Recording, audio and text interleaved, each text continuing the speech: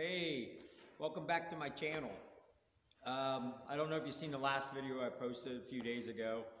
I did ship out those 75 Cutlasses to my friend down in Florida. 4:30 is awful early in the morning to be loading cars up, but that's all that worked out for me and the drivers. And my buddy posted a picture this morning. This is Saturday morning, and I shipped them out Friday morning of him unloading them. I guess they showed up somewhere around 2 or 3 o'clock in the morning, and he was more than happy to grab them right away instead of waiting. And I texted him a little bit ago, and he's already wiping them down, cleaning them, and he's all excited. He is beyond enthused about having his cars back, you know. So that actually opened up my 2-car garage now up at the other part of the house, up by my house. But thought I'd go back, touch base on some things. I have been so indecisive on what project I want to do next. It's been driving me literally crazy. And it seems like when I track something down, it falls through, or I wait too long and it's gone. And like my family always says, you snooze, you lose. I found some good deals, and they're snatched up pretty fast.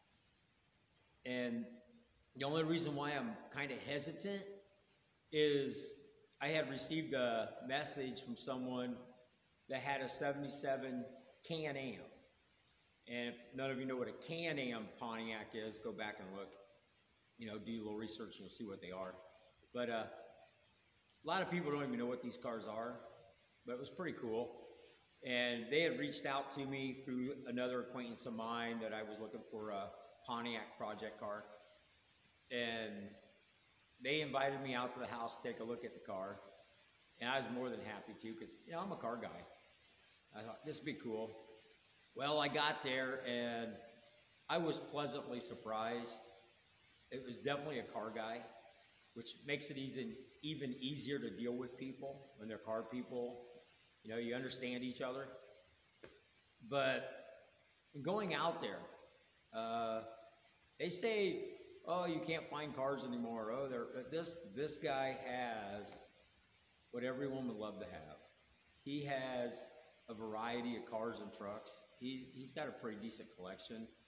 They all need restored. There's a few that are really, really close to not needing much, but like I say, I was impressed. I went out there to look at the Can-Am, and in doing so, the first thing you see is 3 or 4 square body Chevy trucks sitting around. And he's got big blocks in them, which is really cool. And we go around the back of the barn, and there's the Can-Am sitting there. It's actually on a piece of concrete behind the barn, so it's not actually sinking in the mud or anything. But he had, and I'm going to be guessing because I really don't remember. I was overwhelmed with what he had. I would say 3 or 4 Chevy Malibus from the mid to late 70s. You know, the longer style, and a couple of them were 4-speed cars. Very impressed, you know. I didn't even know they made them. But behind them, there was a 70, 72 Monte Carlo 4-speed car. And that's something you don't see every day. But I really was interested in that Can-Am. And the Can-Am is a complete car, which I'm enthused I can get a complete project car. And we're talking, and it has the 400 Pontiac motor, and it's got black interior. And like I say, it's all there. And it kind of changed the subject a little bit. He wanted to go in the barn. And he said, hey, come on in the barn, let me see what I got. So we go in the barn, and he has 2 more, well, not 2 more. He has 1 more of those Malibus sitting in there, but he has 2 Lagunas sitting in the barn. How often do you see the Laguna anymore? And he had an old Chevy truck in there. And I'm like, wow, I'm really impressed. You know, he said that he was getting them when no one wanted them. They weren't popular. And he took me around the front of the barn, opened up the door, slid it open, and in there, and I'm not going to know the exact year, but I would say it was a 66, 67 Malibu 396 4-speed car sitting in there. And behind that, was a 65.6 El Camino 396 4-speed car. And yes, they weren't restored. They were sitting, but they're complete cars, you know, they're complete cars. And that just goes to prove there's still cars out there in barns. There's still desirable cars out there. Well, we were talking about it. I'm like, wow, you're really into big block 4-speeds. He goes, oh, I love big block 4-speeds. That's what I live for. And he said over the other side of the barn was probably a dozen or so big block motors and other motors sitting over there. And he took me into another building up in front of the barn. We walked in there, and he had a car lift in there. It was pretty cluttered with a collection of die-cast model cars. You know, most of us people spend our money on, and we spend way too much on. You know, from looking at the collection he had in there, he could have probably bought 2 or 3 muscle cars with what he spent on toys, that I'll call them. But in that garage, he had a 66 Impala 4-speed car up on the lift, and he had a Hurst Cutlass sitting in there with the lightning shifters in it. You know, the guy obviously knew the kind of cars to buy, which was impressive. But at that point, I just thought, man, I'd really like to have that Can-Am. That would be, you just don't see them at car shows. It would stick out at a car show. No one else is going to have one when you go to the car show. And my mind instantly said, it's a complete car. Yeah, it needs quarter panel work because they're rusted. There's other things that are wrong. The paint's all coming off. I mean, it's not perfect, but it's complete. So that's what I set my sights on. So in talking to him, he couldn't come up with a price. And I said, well, why don't you take 2 or 3 days, think about it. I've got to work the weekend anyway, you know, 12-hour days. And I'll message you back after the 3 days. He said, that'd be fine.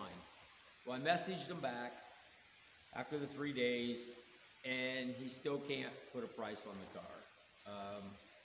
Kind of sucks for me because I am biting at the bit to get another project car, and I'm watching these deals go by while I'm waiting for this Can-Am. So I'm not sure what I should do here, if I should just kiss the Can-Am goodbye and move on to something else, or if I should hold out a little longer. You know, it kind of saddens me, which if you guys are car people, and you are if you're watching this video, the passion that I have for my Pontiacs and my old cars, it kills me to see a car like a Can-Am, GTOs, Firebirds, I don't care. They could be Mopars, they could be Ford Mustangs. It kills me to see classic cars sitting outside in the weather or even in barns and just rotting away. It just, I don't get it. I don't see how big of an emotional attachment you can have to something that's going to rot away, or what you think you're going to gain by leaving your car sit behind a barn and rot. I don't get it. I really don't. You can come to my place. There's no car sitting outside rotting away. I had a couple parts cars, and that's what they were used for. And I get it. Parts cars, I'm not going to fix them anyway. But I sold them. I don't hang on to them. There's no reason to hang on to them. I sold them to give somebody else parts. Now, like this Trans Am, which is actually a Firebird, I had it sitting behind my house probably 5 years. But I had a plan in motion, and I knew that when I got to a certain point, this was coming into the shop, and it was my next one on my list. And here it is, and it's done. Well, I don't want to say done, but almost done. Excuse me. It's still cold here in Indiana. And it's raining. I don't know if you can hear that. But, wow, I think I missed out because I think he doesn't want to let it go. You know, I'll try here in the next couple of days, and I'll send another message and see if anything's changed. But in waiting for this Can-Am, I missed out on a 66 GTO for $4,200, which it was a complete car too. It was rustier and crap, but you know, I plan to restore it. I plan to do 4 to 5 years restoring a car and putting it here on YouTube for you guys to see the process from start to end, you know, make videos on it. And that's what I planned on the Can-Am, because I thought, wow, there's not too many videos out there of people working on Can-Am. There are a couple people out there that do have them and are restoring them. But I'm disappointed that I'm not going to get that car. I'm like 99% sure that car is going to sit behind the barn for another 20 years, you know, which, too bad. That's the way it is. But in waiting for these project cars, like I said, I missed out on the GTO. There was a 73 GT LeMans I missed out on. That's the way it goes. I missed out on a 69 Cougar, which back then I wanted a Cougar, I wanted a Mustang. And, you know, they're not off the table because it's proving to be really tough to find a decent car to restore that you can enjoy, watch the videos on, and that come with a title. There's a lot of them out there, but they don't have titles for them. I don't know how people would even start fixing up a car without a title. In Indiana, I just told my wife this morning that I think I'm going to quit looking for a project car. I'm just going to wait for one to find me. You know, there's a lot of people out there that know I do cars. There's a lot of people that know I'm always looking for cars. So sooner or later, someone's going to come along and have a car for me. But I got to be honest with you, I'm bored out of my freaking mind. I have 0 vehicles to work on as far as restoring.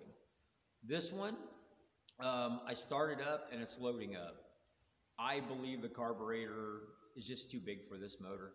But when I called Holly and talked to the tech there, he assured me that this 850 would be perfect for this motor because it's bored and stroked, and I'm putting a 4-speed behind it, a posi, and buying it, putting it on here. I have been messing with it, trying to set it.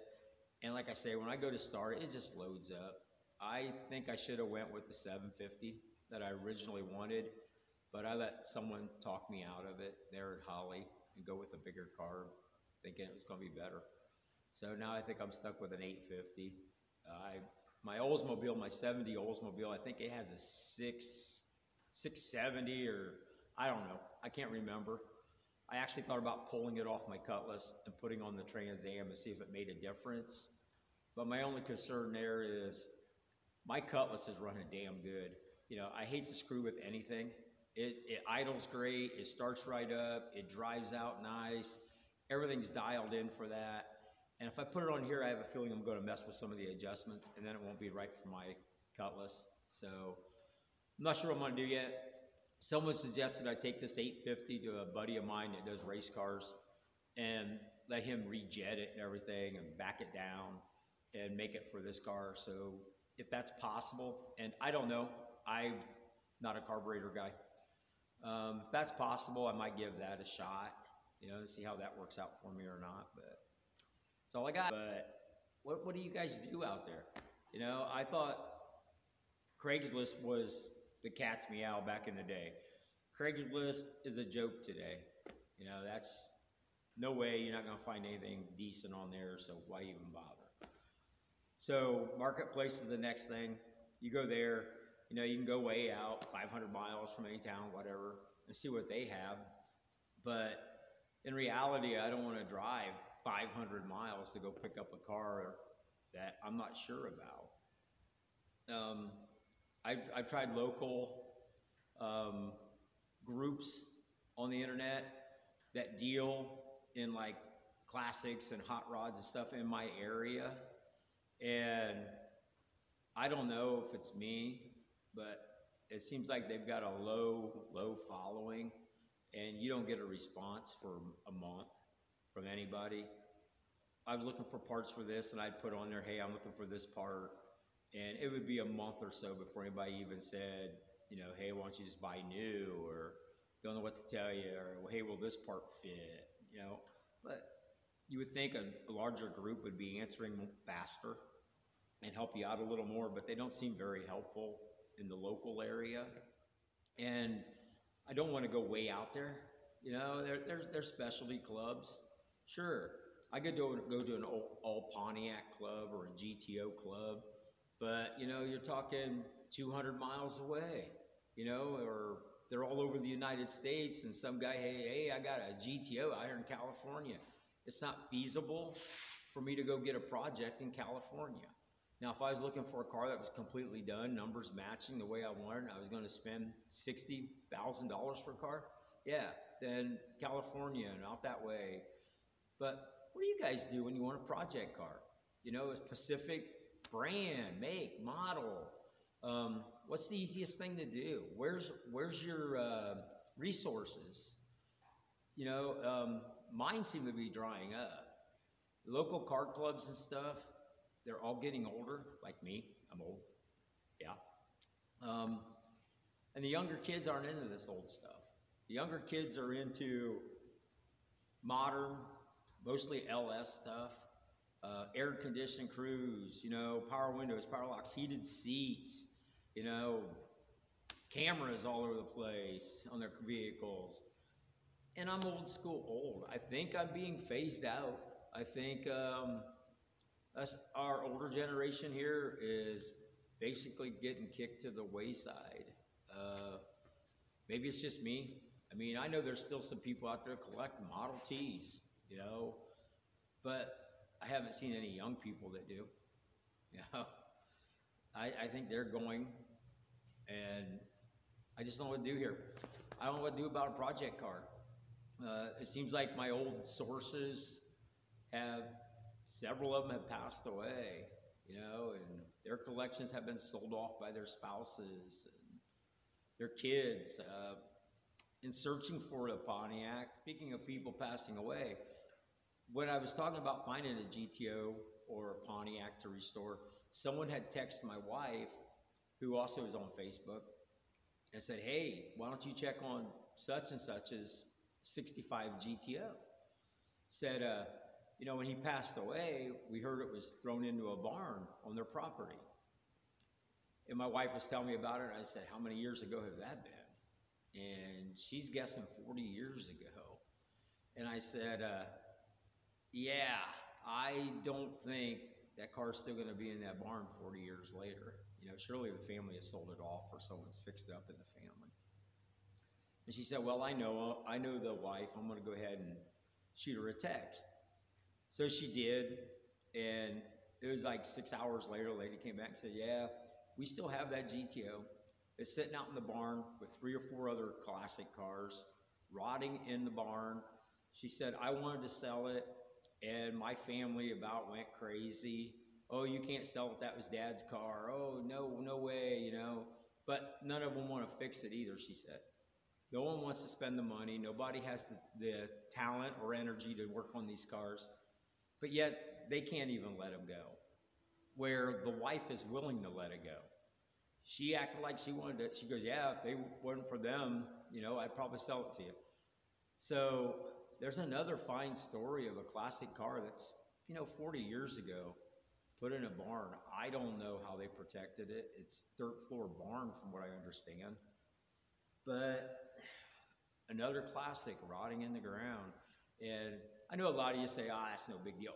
Me, it's a big deal. It bothers me to know they go rotting into the ground. But hey, if you like my videos, please like and share, subscribe. I could use more viewers. I would have more content if I had something to start blowing apart and working on. It's not working out for me right now. So hopefully I'll do some more of these other videos where you hear me rambling on, acting like an old man. And until I find something, you know, I'll blow it apart. My buddy down in Florida that got his Oldsmobiles this morning at 2 o'clock in the morning or whatever it was, I had messaged him around 6 o'clock, and his girlfriend had posted, yeah, he's enthused. And I said, yeah, he's probably out there cleaning them right now, getting ready to take them to a car show in Florida on this Saturday. And she goes laughing out loud, he is. And he came back, right now I'm rubbing them down, I'm cleaning these bad boys up. So I'm really enthused for him. I'm glad he got his cars. Thanks for watching my video. Later.